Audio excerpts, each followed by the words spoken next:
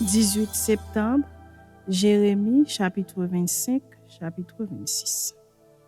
La parole fut adressée à Jérémie sur tout le peuple de Juda la 4e année de Joachim, fils de Josias, roi de Juda. C'était la première année de Nebuchadnezzar, roi de Babylone. Parole que Jérémie prononça devant tout le peuple de Juda et devant tous les habitants de Jérusalem en disant: Depuis la 13e année de Josias, fils d'Amon, roi de Juda, il y a 23 ans que la parole de l'Éternel m'a été adressée. Je vous ai parlé dès le matin, et vous n'avez pas écouté. L'Éternel vous a envoyé tous ses serviteurs, les prophètes. Il les a envoyés dès le matin, et vous n'avez pas écouté, vous n'avez pas prêté l'oreille pour écouter. Ils ont dit: Revenez chacun de votre mauvaise voie et de la méchanceté de vos actions, et vous resterez dans le pays que j'ai donné à vous et à vos pères d'éternité en éternité. N'allez pas après d'autres dieux pour les servir et pour vous prosterner devant eux. Ne m'irritez pas par l'ouvrage de vos mains, et je vous ferai aucun mal. Mais vous ne m'avez pas écouté, dit l'Éternel, afin de m'irriter par l'ouvrage de vos mains pour votre malheur. C'est pourquoi ainsi parle l'Éternel des armées, parce que vous n'avez point écouté mes paroles, j'enverrai chercher tous les peuples du septentrion, dit l'Éternel, et j'enverrai auprès de Nebuchadnezzar, roi de Babylone, mon serviteur. Je le ferai venir contre ce pays et contre ses habitants, et contre toutes ces nations alentour, afin de les dévouer par interdit et d'en faire un objet de désolation et de moquerie, des ruines éternelles. Je ferai cesser parmi eux les cris de réjouissance et les cris d'allégresse, les chants du fiancé et les chants de la fiancée, le bruit de la meule et la lumière de la lampe. Tout ce pays deviendra une ruine, un désert, et ces nations seront asservies au roi de Babylone pendant 70 ans. Mais lorsque ces 70 ans seront accomplis, je châtierai le roi de Babylone et cette nation, dit l'Éternel, à cause de leurs iniquités. Je punirai le pays des Chaldéens et j'en ferai des ruines éternelles. Je ferai venir sur ce pays toutes les choses que j'ai annoncées sur lui, tout ce qui est écrit dans ce livre, ce que Jérémie a prophétisé sur toutes les nations. Car des nations puissantes et de grands rois les asserviront eux aussi, et je leur rendrai selon leurs œuvres et selon l'ouvrage de leurs mains. Car ainsi m'a parlé l'Éternel, le Dieu d'Israël. Prends de ma main cette coupe remplie du vin de ma colère et fais-la boire à toutes les nations vers lesquelles je t'enverrai.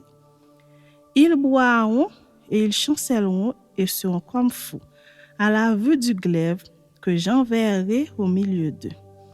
Et je pris la coupe de la main de l'Éternel et je la fis boire à toutes les nations vers lesquelles l'Éternel m'envoyait. À Jérusalem et aux villes de Juda, à ses rois et à ses chefs, pour en faire une ruine, un objet de désolation, de moquerie et de malédiction, comme cela se voit aujourd'hui.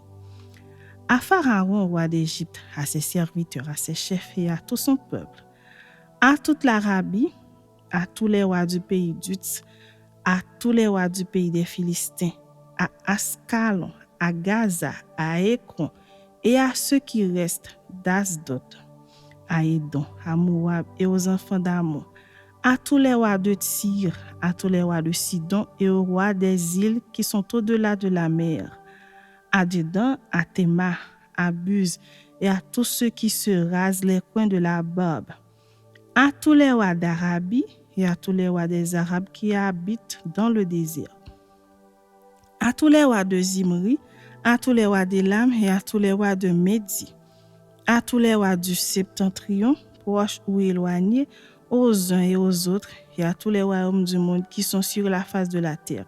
Et le roi de Sheshak boira après eux. Tu leur diras, ainsi parle l'Éternel des armées, le Dieu d'Israël. Buvez, enivrez-vous et vomissez et tombez sans vous relever, à la vue du glaive que j'enverrai au milieu de vous. Et s'ils refusent de prendre de ta main la coupe pour boire, dis-leur, ainsi parle l'Éternel des armées, vous boirez. Car voici, dans la ville sur laquelle mon nom est invoqué, je commence à faire du mal. Et vous, vous resteriez impunis. Vous ne resterez pas impunis, car j'appellerai le glaive sur tous les habitants de la terre, dit l'Éternel des armées. Et toi, tu leur prophétiseras toutes ces choses et tu leur diras. L'Éternel rugira d'en haut, de sa demeure sainte, il fera retentir sa voix. Il rugira contre le lieu de sa résidence, il poussera des cris comme ceux qui foulent l'oppressoir contre tous les habitants de la terre. Le bruit parvient jusqu'à l'extrémité de la terre, car l'Éternel est en dispute avec les nations. Il entre en jugement contre toute chair. Il livre les méchants au glaive, dit l'Éternel. Ainsi parle l'Éternel des armées. Voici, la calamité va de nation en nation, et une grande tempête s'élève des extrémités de la terre. Ceux que tuera l'Éternel en ce jour seront étendus d'un bout à l'autre de la terre. Ils ne seront ni pleurés, ni recueillis, ni enterrés. Ils seront comme du fumier sur la terre.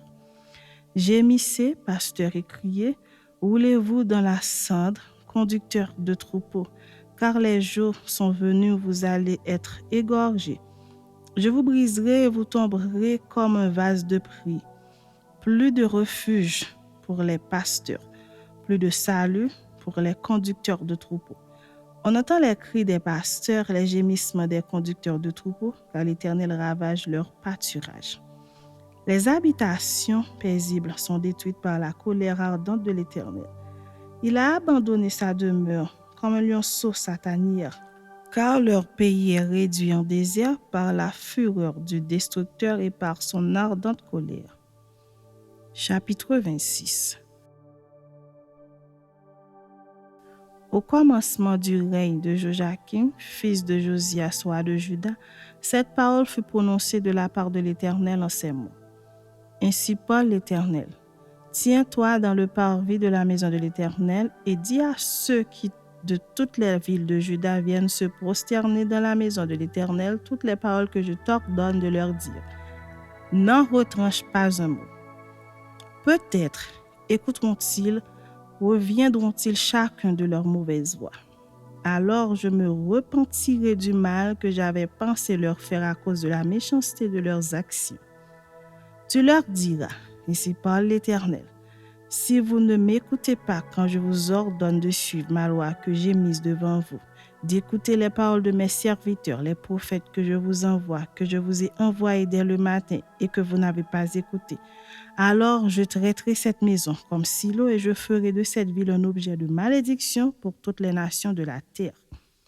Les sacrificateurs, les prophètes et tout le peuple entendirent Jérémie prononcer ces paroles dans la maison de l'Éternel. Et comme Jérémie achevait de dire tout ce que l'Éternel lui avait ordonné de dire à tout le peuple, les sacrificateurs, les prophètes et tout le peuple se saisirent de lui en disant « Tu mourras ». Pourquoi prophétises-tu au nom de l'Éternel en disant « Cette maison sera comme Silo et cette ville sera dévastée, privée d'habitants » Tout le peuple s'attroupa autour de Jérémie dans la maison de l'Éternel.